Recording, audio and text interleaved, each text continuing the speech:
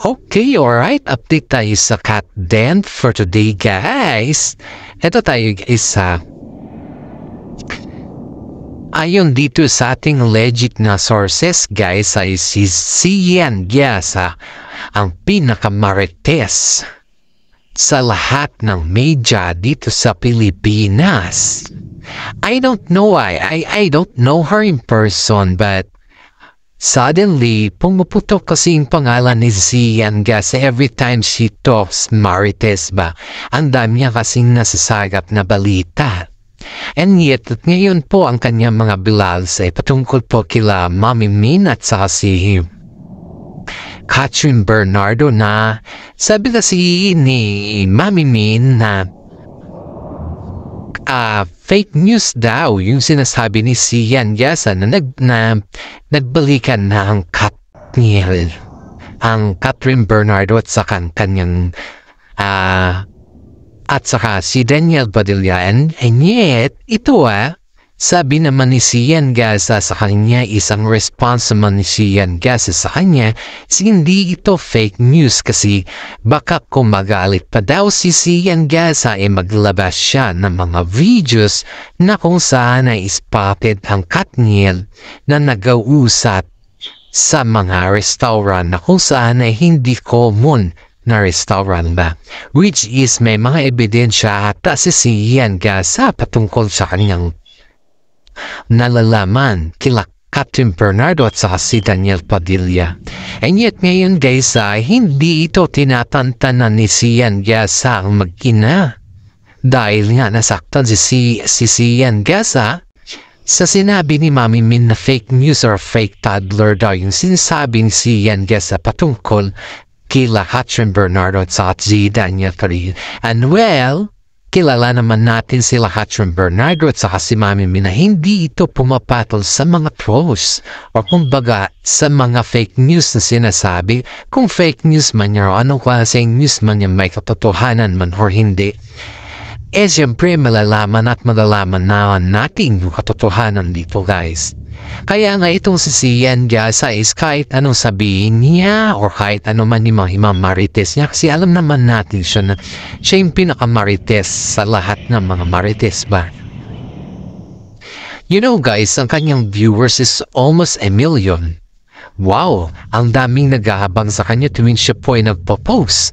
Kitang-kita mo naman dyan ng mga issues kasi nang gagali sa mga iba-iba din niya mga sources ay talagang ginabanggit niya sa kanyang mga vlog. Kitang-kita mo dyan talagang pumuputok talaga siya sa mga emotions, sa mga galit. Yung mga hindi ba inaamin ng mga tao, parang kumbaga is gumagawa lang ng mga way para ilabas yung nararamdaman niyang issues or yung nasasagap niyang issues. Pero sa ngayon, guys, hindi talaga pinapatulan nila Mami Min si Sian Gyasa kasi alam naman nila na kapag iyan ay papatulan nila, wala naman silang mapapala. Kaya maraming mga netizen ang nagsasabi na maswerte si Sian Gyasa dahil hindi siya pinapatulan nila Mami Min at saka si Catherine Bernardo. Pero kahit ganun yung mangyayari, guys, is may katotohanan naman talaga na nakikita sila Catherine Bernardo at saka si Daniel Padilla. At may katotohanan din na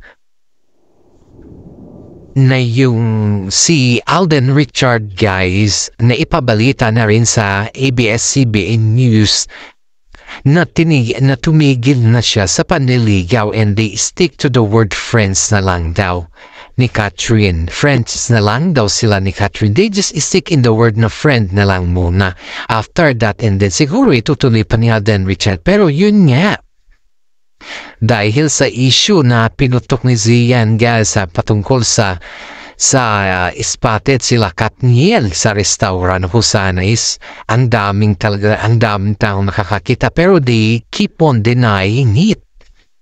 And ayun, parang nawalan ng gana si Alden Richard sa mga nangyayari at naririnig niya. Kaya itong si Alden Richard is parang lumaylo muna kay Catherine. Alam naman natin yan guys na lumaylo muna siya kay Catherine. Pero hindi naman yung laylo na talagang in-stop niya. Magkaibigan pa rin sila. Pero yun nga lang, yung panliligaw na is lumaylo na siya. Dahil itong si Daniel Padilla sumisingit kasi sumisigway kasi ito kay Catherine Bernardo.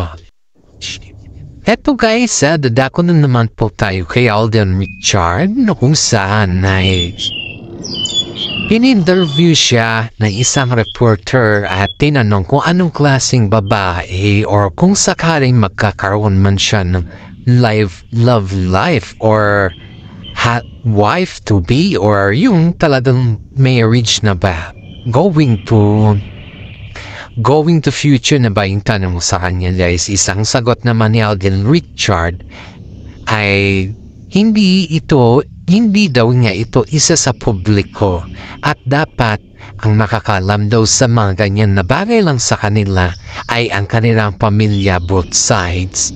Hindi daw niya ito ipapalabas sa media dahil tignan mo na lang yung mangyari sa kanila ni Catherine, nagkaroon ng medyo tension or intention ba talaga na magkaroon ng ganon na sequel or ano yun. Kasi guys, gulong-gulo yung mga fans sa ngayon dahil nananahimik muna ang Kat din. Sobrang tahimik ang Kat din simula nung naibalita sa ABS-CBN na si Alden po ay hindi niya na itinuloy yung kanyang pagliligaw at bumalik na sa hosting. Samantala naman si Catherine ngayon, wala daw muna siya mga movie kundi yung ginagawa niya sa ngayon guys is mga nag-endorse na lang muna siya.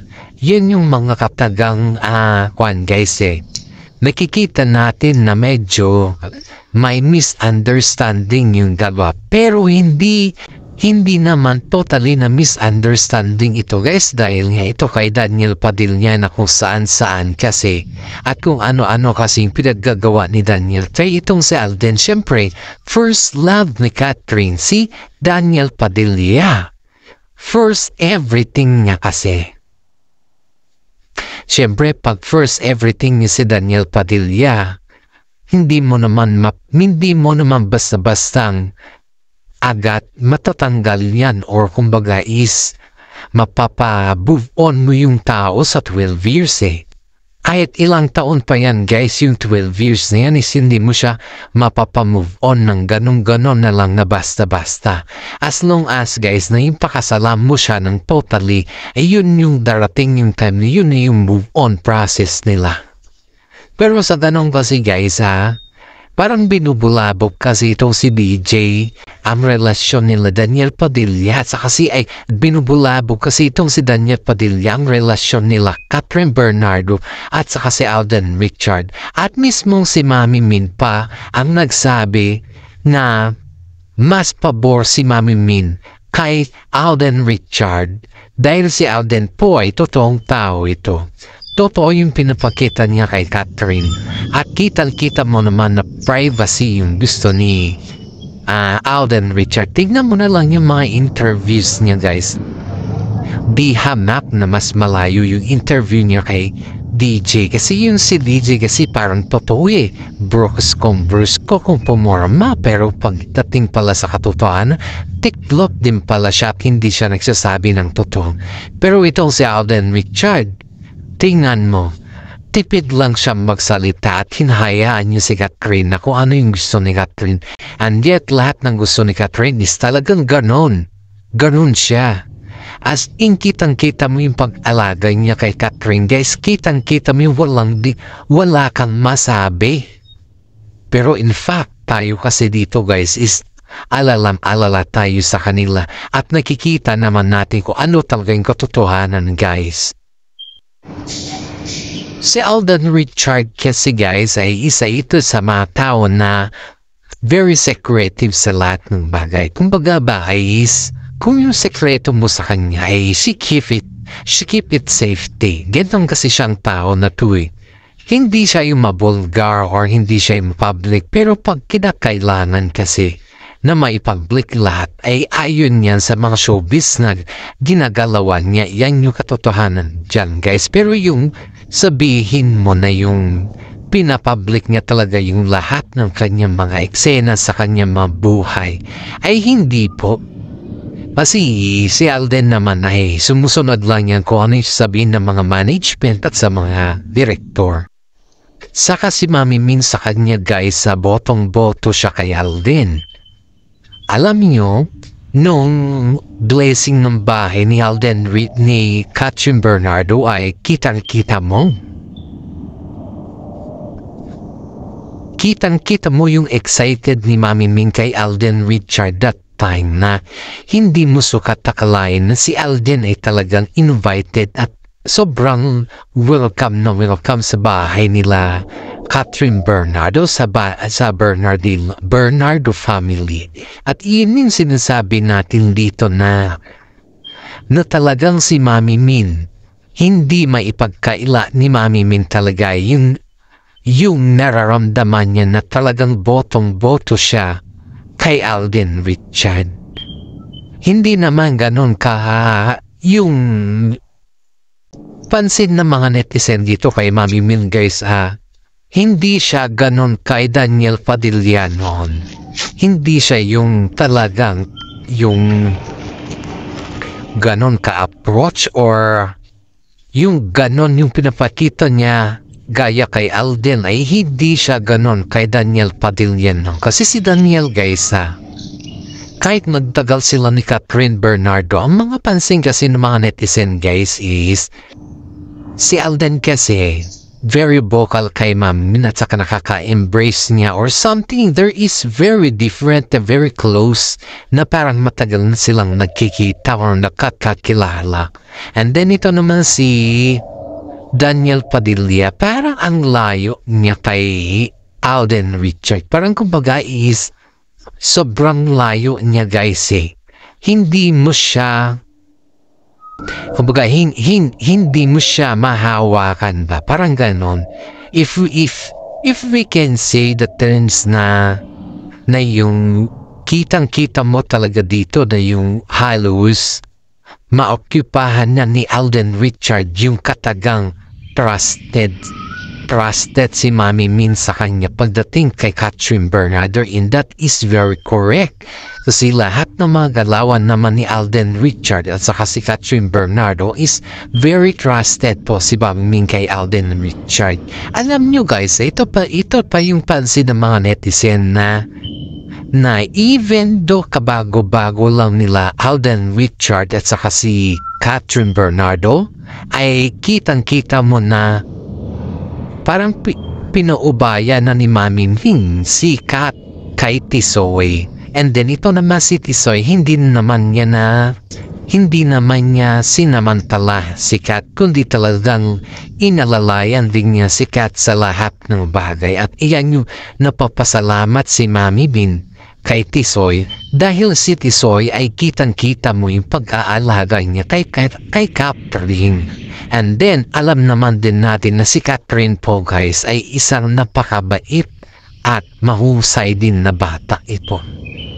You know guys, hindi po mapatol si Katrin at saka si Mami Min sa mga issues na yung issues na nilalabandera sa kanila, binalagbag sa kanila. Kumbaga sa bulletin ba ay sikat na sikat sila sa ngayon dahil kay Sian Gasa. Pero ito pa, ang balita ni Sian Gasa ay kinukontrol ni Mami Min si Katrin na makipagkita kay Daniel Padilla. Aba, saan naman nalaman itong tanong dito? Saan naman nalaman ni Sian Gasa ang mga issues na yan? Kumbaga, kung i-analyze natin, ay ang sinasabi ni Sian Gasa is pabor kay Daniel Padilla. Diba?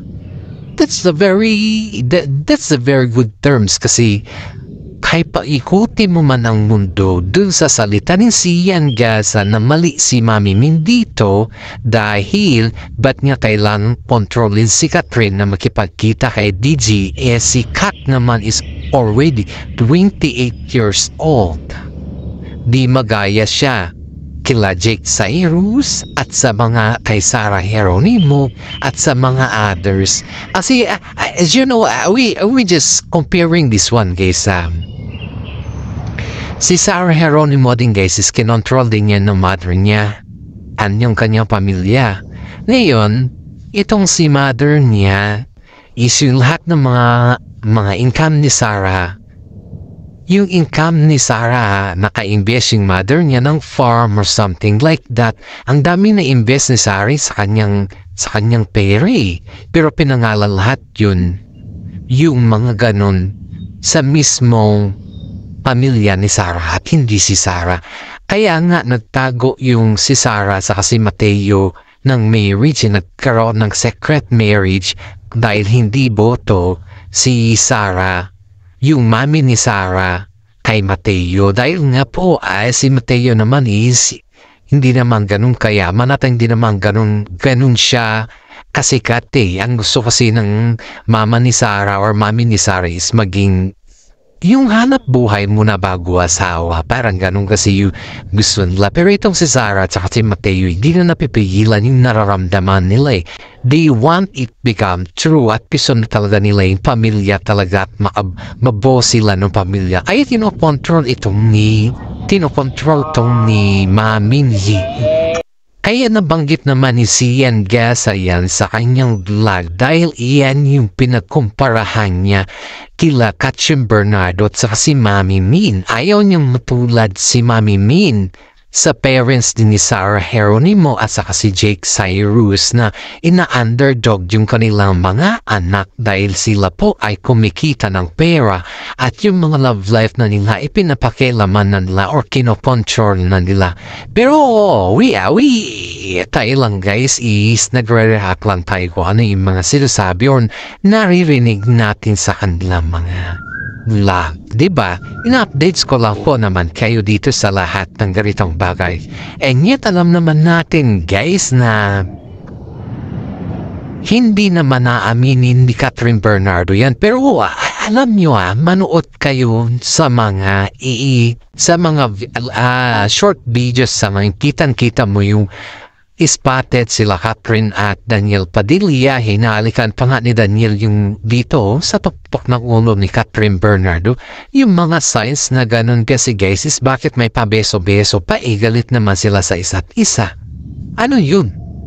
Hindi ko dito ako natutuwa guys yung may pabeso-beso na nalaman na pagdating man sa mga interview at hindi pa nakamove on yung isa. Pero pag spotted naman sila, parang pensa ba? Parang ano naman niya? Is that a real or what? Or how can we say like that? Kaya guys, dito tayo mapagtanto natin na talagang love na love pa rin ang mga fans sa mga Kat Den supporters or mga Kat Den na tambalan kasi kahit papaano guys is kahit wala man na silang update pa Instagram man yung magkasama sila ba na dalawa ba ay nandyan pa rin yung mga Kat Den fans sa sumusuporta sa kanila. At hanggang dito na lang po yung ating updates. Maraming salamat at God bless po sa ating lahat.